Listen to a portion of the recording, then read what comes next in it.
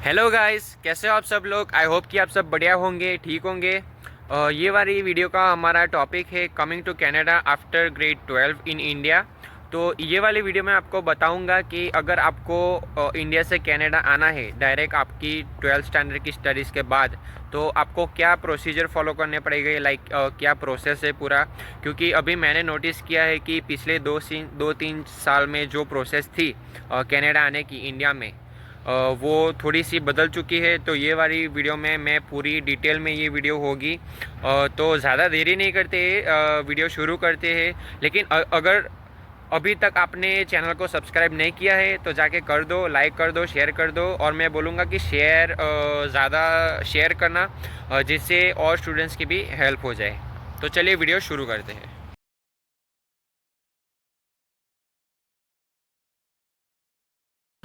तो पूरी प्रोसेस को मैंने कुछ स्टेप्स में डिवाइड कर दिया है, और हम स्टेप बाय स्टेप जाएंगे। मैं आपको बताऊंगा कि पूरी डिटेल में ये क्या होती है, राइट।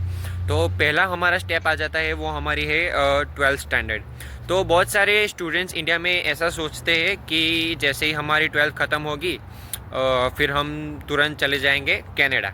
लाइक वो ऐसा सोचते हैं कि जैसे तैसे करके 12th स्टैंडर्ड हम ख़त्म कर देंगे और फिर हम चले जाएंगे कनाडा। तो मैं ऐसा बोलूँगा कि जैसे तैसे ख़त्म नहीं करनी है अपनी स्टडीज़ 12th स्टैंडर्ड की, क्योंकि वो बहुत इम्पोर्टेंट होती है, right, if you are coming to Canada. जैसे आपको मेरे खुद का एक्सपीरियंस बताऊँ तो मेरे कुछ अच्छे ग्रेड्स नहीं आए थे 12th स्टैंडर्ड में, जब मैं पढ़ता था लास्ट ईयर। तो उस वजह से मुझे कनाडा में बहुत सारी प्रॉब्लम्स आई।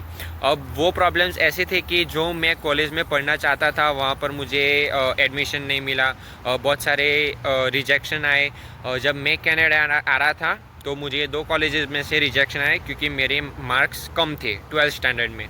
तो मैं पहले ये बोलूँगा कि focus more on your 12th standard so that you can get good college and you can get admission in your desired college और यूनिवर्सिटी। तो ये हमारा पहला स्टेप है। तो जैसे आपकी 12th स्टैंडर्ड ख़त्म होती है, दूसरा स्टेप आ जाता है कि अपना IELTS एग्ज़ामिनेशन, ओके। तो जैसे कि ये है जो पूरा जो एग्ज़ामिनेशन है वो है international English language testing system. तो उसमें क्या होता है कि एक ये जो पर्टिकुलर प्लेटफॉर्म है वो हमारी लैंग्वेज स्किल्स टेस्ट करते हैं। आइल्स पूरा है 4 मॉड्यूल्स में, listening, writing, speaking and reading. तो उसमें आपको अगर कोचिंग की ज़रूर है तो आप कोचिंग ज्वाइन कर लो। लाइक बहुत सारे स्टूडेंट्स हैं जिनको कोचिंग की कोई ज़रूर नहीं है, वो डायरेक्ट एग्ज़ाम देते हैं। लेकिन अगर आपको कोचिंग की ज़रूरत है तो पहले आप जाके कोचिंग लो और फिर वहाँ से एग्ज़ाम दे दो। जैसे ही आप एग्ज़ाम दोगे तो वो आपका रिज़ल्ट जो है वो आई थिंक 9 से 15 दिन में आ जाता है, तकरीबन इतना दिन तो लगता ही है। तो अभी आपकी 12th ख़त्म हो गई, आपने आइल्स एग्ज़ाम भी दे दी, आपका जो बैंड स्कोर था वो भी आ गया। तो अब हम आगे क्या करेंगे कि जैसे ही हमारे बैंड्स आ जाते हैं हम तुरंत अप्लाई करेंगे कॉलेजेस में। लाइक पहले हम सिलेक्ट कर लेंगे 2 या 3 कॉलेज, जैसे जिसकी मर्ज़ी। वो कुछ फ़ीस भी होती है, लाइक $100 से $125 से। जब भी मैंने पे किया था तो मेरा 2 कॉलेजेस में फ्री था और 2 कॉलेजेस में मैंने पे किया था, और मैंने अप्लाई किया था टोटल 4 कॉलेजेस में, ठीक है। तो जैसे ही आप कॉलेज में अप्लाई करते हो और आप अपना एप्लीकेशन डालते हो तो वो आपको भेजते हैं कॉलेज का ऑफ़र लेटर। ऑफ़र लेटर आपको आने में कुछ कोई होते हैं लकी जिसका ऑफ़र लेटर 4 दिन में भी आ जाता है, और इट टेक्स ऑल्सो 8 वीक्स, तो उससे भी ज़्यादा हो जाता है कई बार।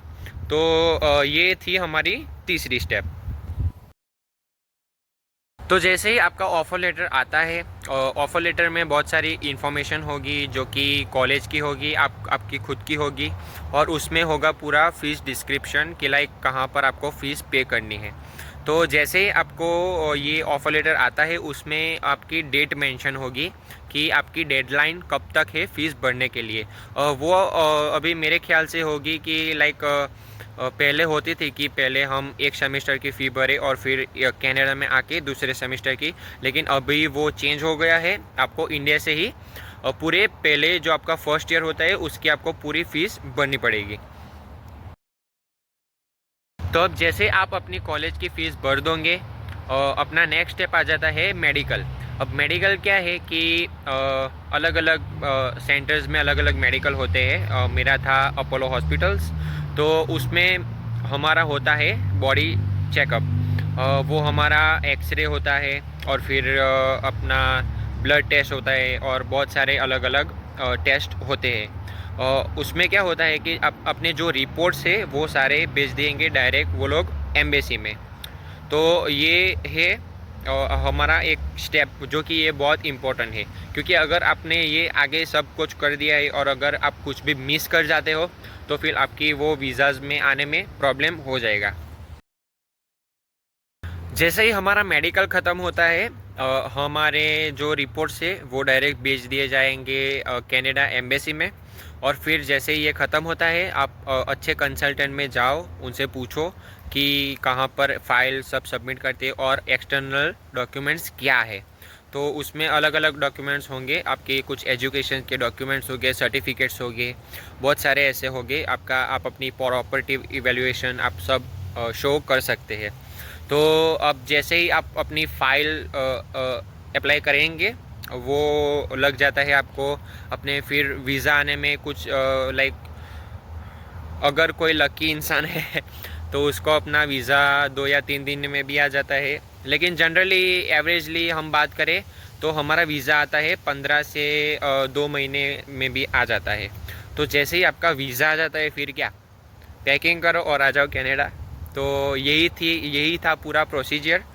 जैसे अगर आप आना चाहते हो कनाडा आफ्टर 12th, और अगर आपको आइल्स पर अलग से वीडियो चाहिए तो वो मुझे कमेंट्स कर दो, और मैं आपको वहाँ पर पूरा एक्सप्लेन करूँगा कि आइल्स एग्जैक्टली क्या है और कैसे होता है। तो गाइज़ ये थी पूरी प्रोसेस। अगर आपको आना है Canada after the completion of your 12th standard studies, तो आपको ये पूरा प्रोसेस फॉलो करना पड़ेगा। अगर आपको ये वीडियो अच्छी लगी है तो जाकर लाइक कर दो, शेयर कर दो, सब्सक्राइब कर दो, और अगर आपको कुछ सजेशंस देने हैं तो वो कमेंट कर दो, ठीक है। मैं एक बार और बोलूँगा कि शेयर ज़्यादा करना, क्योंकि अगर आपके कोई रिश्तेदार या कोई फ्रेंड्स है जो कनाडा आना चाहते हैं आफ्टर 12th स्टैंडर्ड, तो ये वीडियो उनके लिए हेल्पफुल होगी। तो गाइज़ मिलते हैं अगली वीडियो में बहुत ही जल्दी। तब तक के लिए goodbye and stay healthy.